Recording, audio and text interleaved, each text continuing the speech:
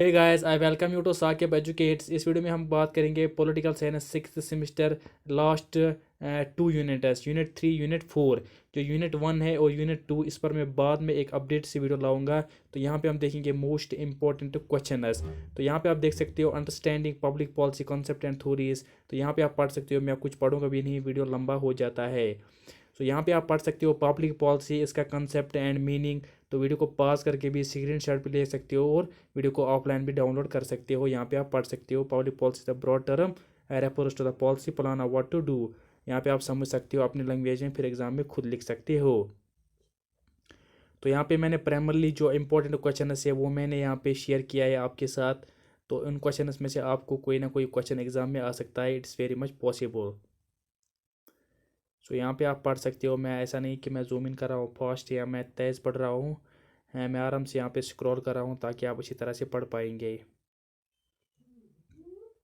फिर यहाँ पे बात आई types of public policies.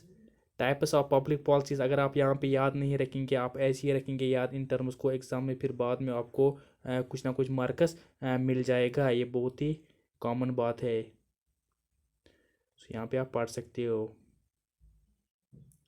Distributive public policy भी यहाँ पे आप पढ़ सकते हो, समझ सकते हो खुद ही अपनी लैंग्वेज में।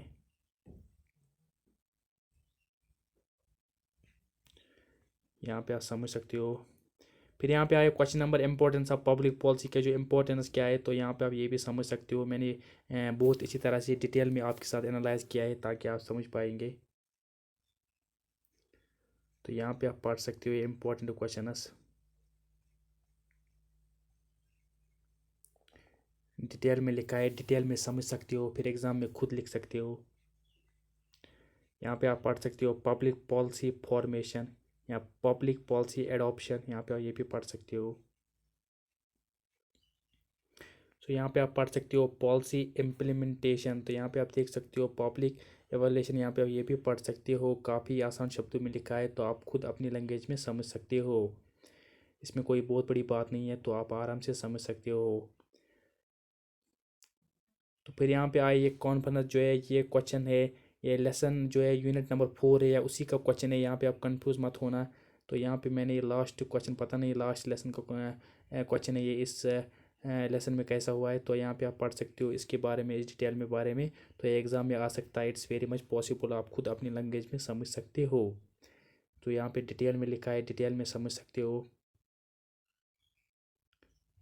तो यहाँ पे आप पढ़ सकते हो। फिर न्यू कॉन्फ्रेंस, यहाँ पे आप मेनू मेनू ब्रू कॉन्फ्रेंस 1968, यहाँ पे आप पढ़ सकते हो। It's very important question, exam में बहुत बार आया, तो खुद समझ सकते हो अपनी लैंग्वेज में डिटेल में। तो यहाँ पे शायद ये जो पूरा आंसर नहीं है, मैं आपको बाद में सेंड भी कर सकूँगा अगर आपको किसी को भी ज़रूरत है ये क्वेश्चन। फिर यहाँ पे आए unit number 4, development administration and new public management. इसमें क्या आता है यहाँ पे आप खुद पढ़ सकते हो। Development administration new public management elements and politics. यहाँ पे आप फिर समझ सकते हो कि डेवलपमेंट एडमिनिस्ट्रेशन के बारे में आप डिटेल में यहाँ पे समझ सकते हो, फिर खुद एग्जाम में लिख सकते हो अपनी लैंग्वेज में।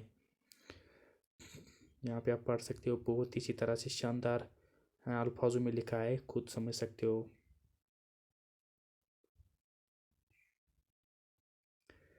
फिर यहाँ पे देख सकते हो आप मीनिंग एंड डेफिनेशन। यहाँ पे आप देख सकते हो मीनिंग एंड डेफिनेशन, यहाँ पे आप पढ़ सकते हो मीनिंग एंड डेफिनेशन भी इसकी।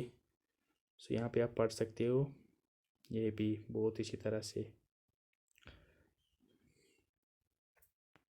फिर यहाँ पे आप पढ़ सकते हो new public management paradigm and critical perspective in a post globalized era. तो यहाँ पे आप ये भी पढ़ सकते हो for a very simple language. फिर यहाँ पे लिखा है major issues of public administration in the third world countries in the age of globalization. तो यहाँ पे आप देख सकते हो the term explained, the broad profiles. तो यहाँ पे आप ये भी पढ़ सकते हो। द सेटिंग एंड लेगेसी, यहाँ पे आप ये भी पढ़ सकते हो।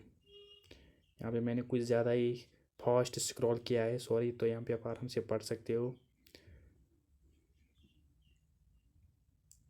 फिर यहाँ पे बात आई इंपॉर्टेंट क्वेश्चन की futures of new public management relevance. यहाँ पे आप याद रख सकते हो, इसके बारे में थोड़ी सी डिटेल में यहाँ पे जानना चाहते हो आप यहाँ पे पढ़ सकते हो वीडियो को पॉज करके भी।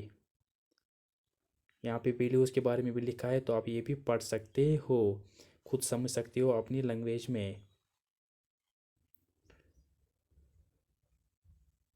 कंक्लूडिंग ऑब्जर्वेशन यहाँ पे आप पढ़ सकते हो, या आपको बस अपनी नॉलेज रखने के लिए याद रखनी है, बाकी एग्ज़ाम में नहीं आ सकता है, तो आपको पता ही होगा। यहाँ पे फिर next question, public administration and private administration under liberalisation and globalisation.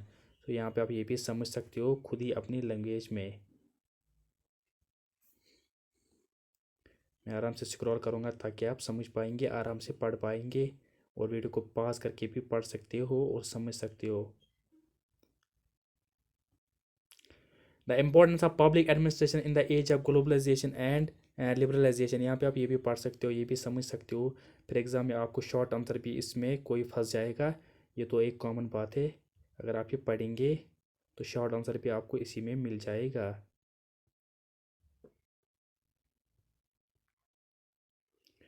तो यहाँ पे मैंने स्क्रॉल कुछ फास्ट ही किया, तो यहाँ पे आप पढ़ सकते हो, ये आपको डिटेल में रखने की आप भी ज़रूरत भी नहीं है। तो एग्ज़ाम में आ सकता है या नहीं आ सकता है, तो तब भी आपको याद रखना है। तो ये थी पॉलिटिकल साइंस, जो पॉलिटिकल साइंस से administration and public policy concepts and theories. यहाँ पे मैं फिर से रिपीट करूँगा, administration and public policy concepts and theories जो पॉलिटिकल साइंस है 6th सेमिस्टर, उसके important question unit 3 and unit 4। जो यूनिट 1 है और यूनिट 2 है, इस पर मैं बाद में एक अपडेट से वीडियो लाऊंगा, जो उस पर जो इंपॉर्टेंट क्वेश्चन है वो मैं आपके साथ शेयर करूँगा। जो क्वेश्चन से, जो इंपॉर्टेंट क्वेश्चन से अगर आप ये पढ़ेंगे तो आप आराम से सेक्शन बी और सेक्शन सी कर सकते हो। जो सेक्शन ए है वहाँ पे आपको 4 मार्क्स क्वेश्चन काफ़ी ज़्यादा डिफिकल्ट आता है, तो आपको यही अच्छी तरह डिटेल में पढ़ना है, वो भी आप आराम से कर पाएंगे।